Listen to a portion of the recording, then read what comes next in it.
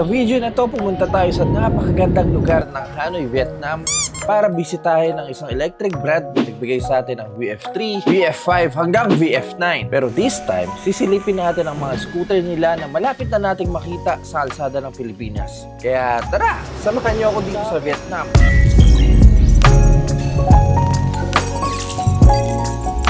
Sa mga hindi po masyadong familiar sa VinFast, ako aaminin ko, ngayon taong ko lang narinig ang brand at first time ko lang din dito sa Vietnam. Then upon research, nalaman ko na teka, hindi pala ng background nito. Sa itong Vietnamese electric vehicle brand founded by Vin Group way back 2017 pa. Actually, hindi lang nila focus ang mga electric na sasakyan at mga motor. Sila din ang nasa likod ng Vin Homes dito sa Vietnam, Vin School, We Green, Winmec Hospital, Win University, at kung ano-ano pa dito sa Vietnam. Dude, meron pa nga silang Vin Space. Sila yung nagmamanufacture ng aircraft, spacecraft, at telecommunication satellite sa bansa. So, yeah, mukhang di basta-basta tong Vin Group. So ngayon, inibitahan tayo ng VinFast para silipin ang mga e-scooters nila na paparating sa bansa natin next month. Kaya ngayon, prep lang tayo kasi pupunta daw tayo sa VinFast Factory, which is located sa Haiphong. At mga cutie pies, hindi ko alam kung asan yun. Kaya samahan nyo ako at silipin natin.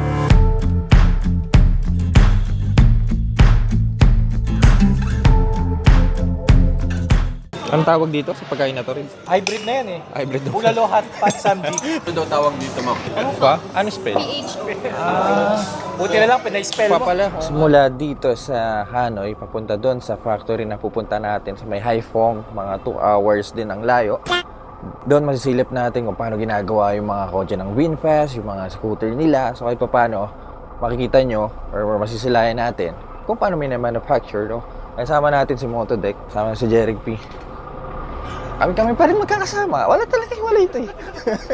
Napanood ko na ito eh. Dito sa Vietnam, suportado ng gobyernong mga electric vehicles. Sabi sa akin ng isa sa mga lokal dito, 80% daw ng mga motorista dito ay mga naka-electric na. So yung mga ICE o internal combustion engines ay unti-unti na nilang tinatanggal. May mga ilang pa rin naman tulad nito. Honda Vario. Ito ang Airblade. Kundi Honda, electric yung mga scooter na nakita ko dito sa daan. Lapit ni tropa, grabe. Mga cutie pies, andito na tayo sa factory ng VinFast. Napakalaki. Andito tayo sa testing area nila. Andito yung mga units pero as of now, nasa harapan natin ngayon ang isa sa mga lalabas sa Pilipinas, ang VinFast Philips 2.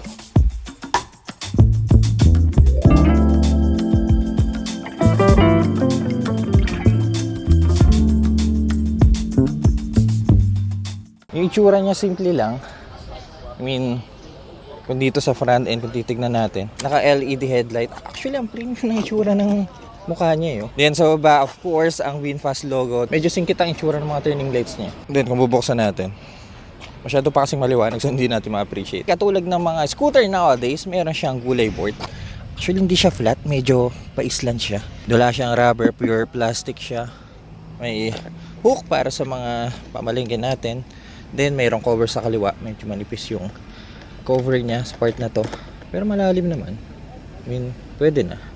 Then may charging port. USB ba to? Type-C. Yun lang nasa taas. Okay, so kapag sasara, yan. Mayroon siyang grab bar na pwede kayong maglagay ng mga maliliit na bag nyo. So itali nyo dyan. Sakali magta-travel kayo. 14 inches alloy wheels. Anong gulong kaya ginagamit ng VinFast? Akenda tires. Para sa display niya, masyado kasi maliwanag. Na-adjust ba yung brightness nito? Is this TFT or LCD? TFT?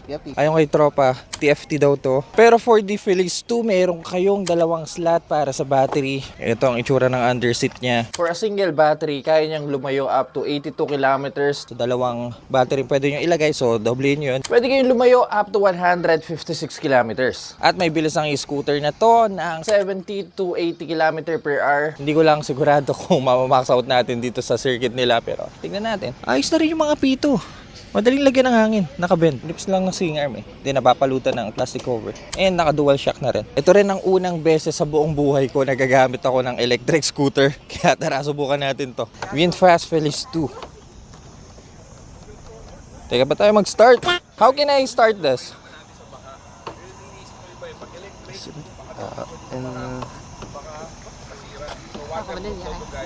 Anh đang không để được. No battery?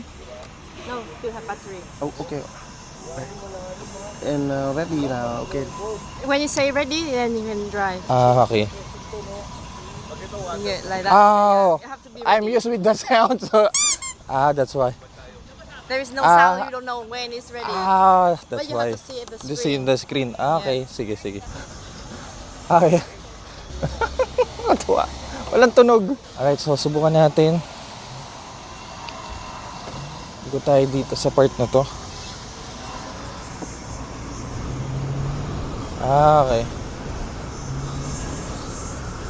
So ito ang unang beses na gagamit ako ng e-scooter sa buong buhay ko. By the way, top speed is only... idle mo ito kasama natin. Top speed is 70 to 80 km per hour. Kung magko-full charge kayo sa single battery, aabot to ng sabihin nating 4 hours and 30 minutes. Nakakatuwa, walang tunog. Kung nasanay ka sa mga ICE na motor or mga internal combustion engines, nakakapanibago, ganito pala yung pakiramdam. What? Teka, meron palang shortcut dito sa gilid.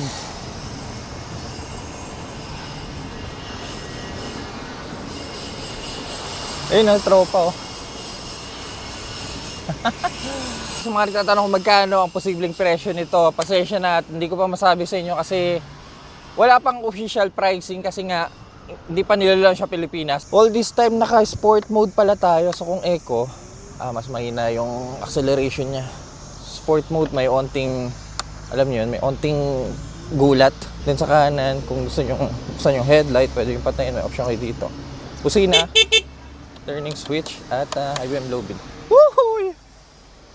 May engine brake pa rin pa to. Okay. Nice. Nakakatuwa mag-e-scooter. Ito ang Philips 2. Pasensya na kayo hindi ko mapiga kasi bitin yung circuit. Pangalawang VinFast scooter naman na makikita natin na lalapag sa Pilipinas. Ang Evo! Ito ang gusto ko.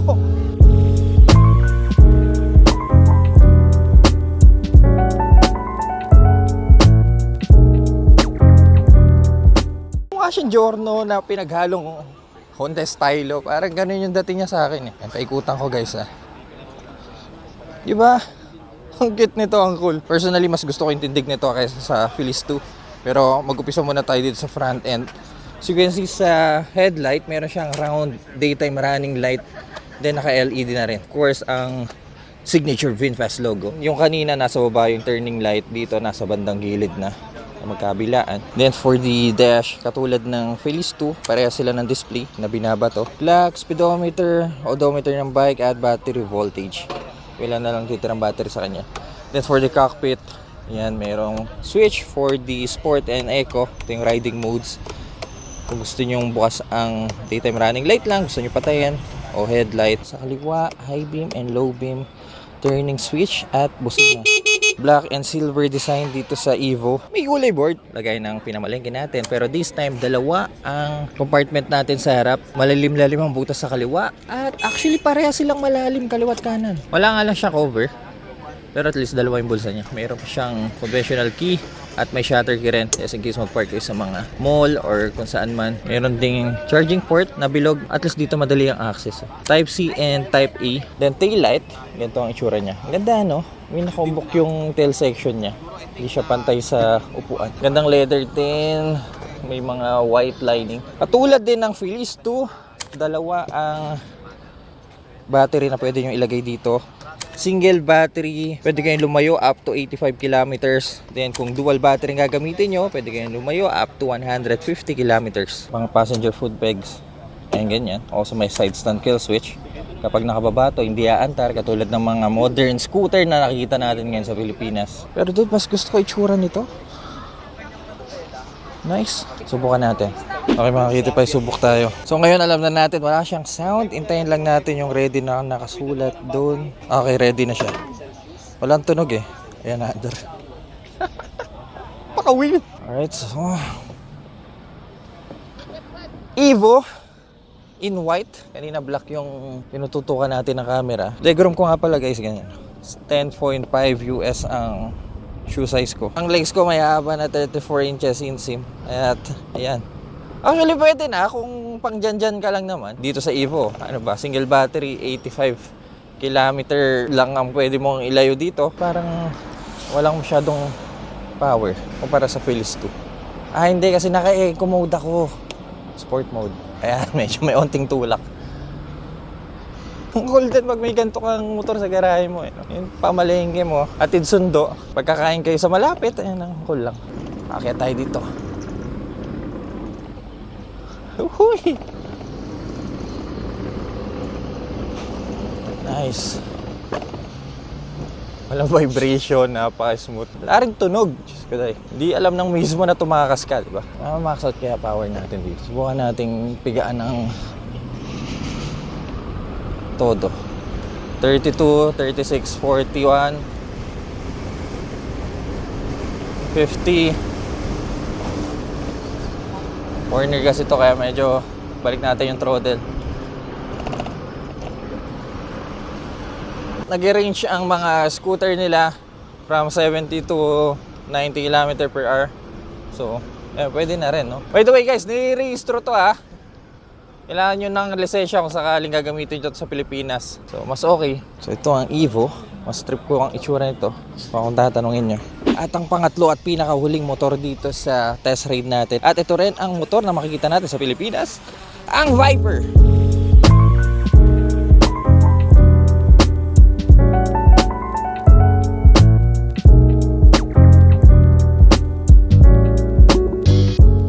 Mas level up dito. Tingnan nyo yung front end. Diba? Sporty side na siya, medyo makanto. Dito sa part na to, visor lang na maliit. Mismong headlight nyo nasa baba. VinFast logo and ang ating mga turning light. So, iwala yung headlight niya at ang turning light. Naka V-rubber tayo na may 14 inches alloy wheel. Telescopic forks. Part na to, may gulay board pa rin. Pero pansin ko, medyo malusog yung footboard niya. Kumpara sa ibang mga scooter na subukan natin. Plastic pa rin, walang rubber. Imbes na simpleng hook lang na nakakabit, dito putol siya. So, yeah. Also, naitatago siya. Sali maglalagay kayo ng example, kung ano mang malaking kahon, at least na itatabi nyo siya. And by the way guys, nakakiles dito sa Viper. I think mas mataas ang presyo nito kumpara sa dalawa na nauna.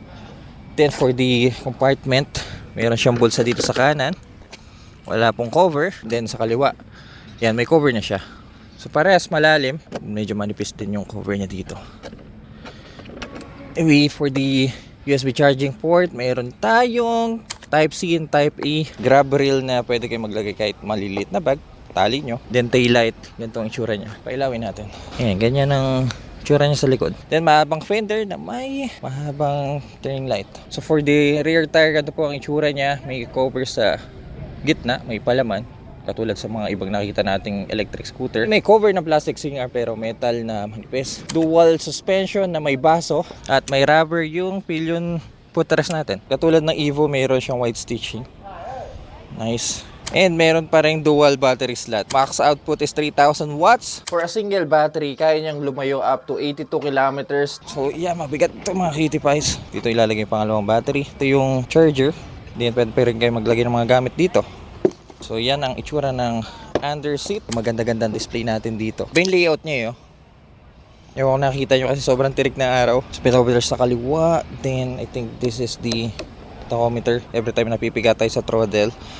Outside temperature and battery voltage makita nyo dito. Also odometer sa kanan. Eco and sport. Ito yung riding mode. Daytime running light. Passing light. Busina. Entering switch. For those of you guys na nagaanap ng mga makaantong VinFast scooter. So ito na yun ang Viper. Ngayon nasa sport mode tayo. Mas gusto ko yung footboard niya. Kung sakali naman lalabas to, unti-unti nang gagawin ng VinFast na maglalagay sila ng mga designated battery swapping sa mga different areas sa Pilipinas. Mas gusto ko yung display nito, mas kitang-kita Top speed nito, halos ganun pa rin katulad nung dalawa. 70 up to 90 km per hour. Ayon sa kanila, IP67 daw ang mga e-scooter nila, waterproof. Mayroong testing area dito para doon. Ayan. Mukhang malalim ba yan? Tara, subukan natin. Taas na lang natin yung paa natin, baka mabasa yung sapatos ko. So, testing tayo. Okay.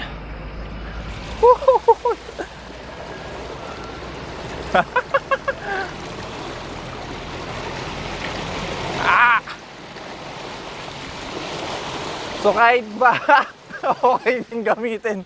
Tingnan mo ang kasyabaw dito. Ito po ang pangatlong motor na lalapag sa Pilipinas, ang Viper. Makikita pa ito ang kagandahan sa mga VinFast e-scooters. Yung mga battery e-swapping nila. So malapit na rin nating makita to sa Pilipinas once na sinimula nilang i-drop to sa market. For example, sa mall may ganyang nakatayong machine. Bunot-bunot lang kayo na mamaya makikita natin kung paano nila gagawin. Night is 2 minutes. You can spot the pin. Nakikita natin ngayon yung plan na mag-change sa battery. Then, nito ka sa app na yan. Oo, ganun dapat. Nakapagdagis ka na ibabayad. QR code na yun. Scan mo yung QR code.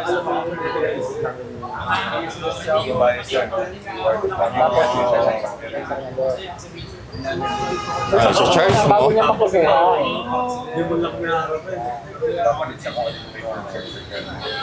Ben, ano mangyari? Okay, maghihintay ka ng ganyan. Siguro. May lumabas.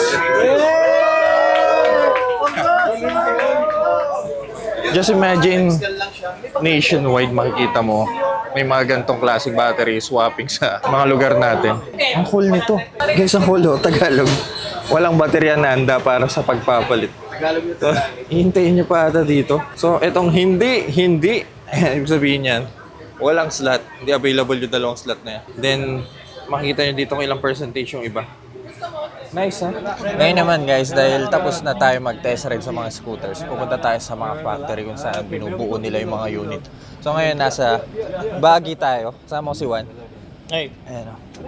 Baggy ba to? Baggy. Balita ako dito sa VinFast, all access tayo. So walang lahat pwede natin i-film para makita ng mga sa viewers. Oo nga. Kasi may mga, especially yung sa ibang Sa ibang brands, bawal mo videoan eh. Lalo na yung sa pag ganitong area. Dito pwede. Dito pwede. Guys, ang daming motor. Nakapansin nyo. Yan. Every year, 1 million units daw yung nilalabas nila. So sa sakyan, 300,000 units. Grabe itong VinFast na to. Dito tayo sa lugar. Ito, bubulsa na lang ata natin to. Ang daming motor, ang daming unit. Testing area din sila dito ng mga motor. May maliit silang motor dito. Pangalan, Amio. Ayan. Cute din. May matte din pala na kulay ng Evo. Pero ito yung Evo Grand Light. Tatlong variants actually. Isang Evo Grand Light, saka isang Evo Grand. Dito yung test control system nila mga cutie pies. Guys, ito ang unang beses na pumasok ako sa isang assembly line or manufacturing ng isang brand, motorcycle brand. So sobrang amazeballs ako. You said 4,000 to 5,000 a month they produce, or day? A day. 45,000 a day? Grabe.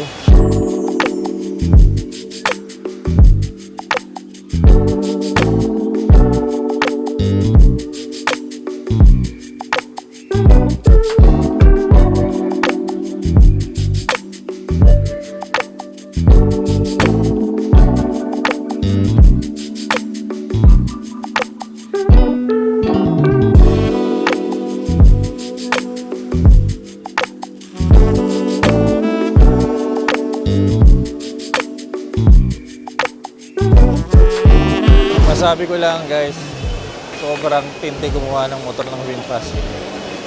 Parang kidlat, parang rabbit. Ngayon guys, punta naman tayo sa assembly ng mga sasakyan. Ito na-curious ako eh, kasi gusto ko rin kumuha ng VinFast na sasakyan. Mga under na mga VinFast. Wow! Ito, makita ko sa inyo. Ito, may mga parts dito. Lahat mga robot yung gumagawa.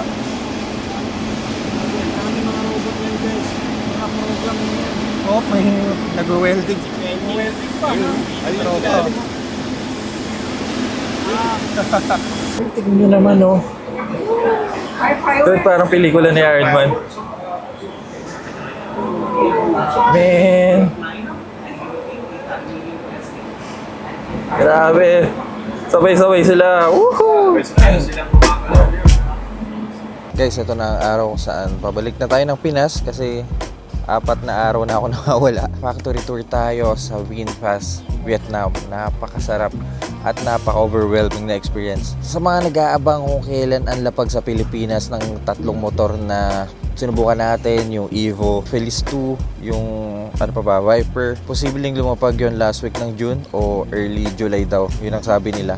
Sa presyo naman, wala pa silang sinasabi kasi usually yung mga ganyan, sinasabi nila yung presyo kapag sa mismo launching na Pero yung mga ganito, test ride lang sa ibang bansa, wala pang exact presyo. Ngayon, sa mga nagtatanong, marami ang naku-curious kung paano yung battery niyan. Paano kung lumayo ako tapos malobat yung scooter na gamit ko. Ang mangyayari niyan, guys, ang nakikita kong posibleng mangyari dahil VinFast to. Malaking kumpanya to. Yung mga VinFast scooter kasi dito, ginagawa nila yung mga battery swapping. Yung nakita nyo kanina, yung iba nilalagay sa mga convenience store. So for example, nasa Cavite ka, tapos padpad ka ng Tarlac, may makita kang 7-Eleven doon, swap mo lang yung battery mo. Sana ganun yung mangyari. O kaya yung mga gasoline station, baka makipag-partner sila doon. Ewan ko, hindi ko pa alam. So, abangan na lang natin yan. Binigyan ko lang kayo ng idea kung ano yung mga posibleng gawin ng VinFast. Kasi ganun yung ginawa nila dito. So yun, pabalik na tayo. At big shoutout to VinFast Philippines. VinFast e-scooter PH. Dahil sa kanila, in-experience natin ang Vietnam tour sa VinFast Factory. So yun, dito na lang muna kami. Kasama natin si Raid at si Inday Rider. Yan o. Maya-maya mga boarding na rin tayo. Kaya mga cutie pies, kung nakatulong ang video at kung nag-enjoy kayo sa video na to, kindly leave a like at may like sa mga ganito content. Huwag kayo mag-alala dahil nasa tamang channel kayo, so make sure to press that subscribe button dyan sa baba. Papahinga lang muna tayo saglit, maghihintay ng boarding at see you po sa next content.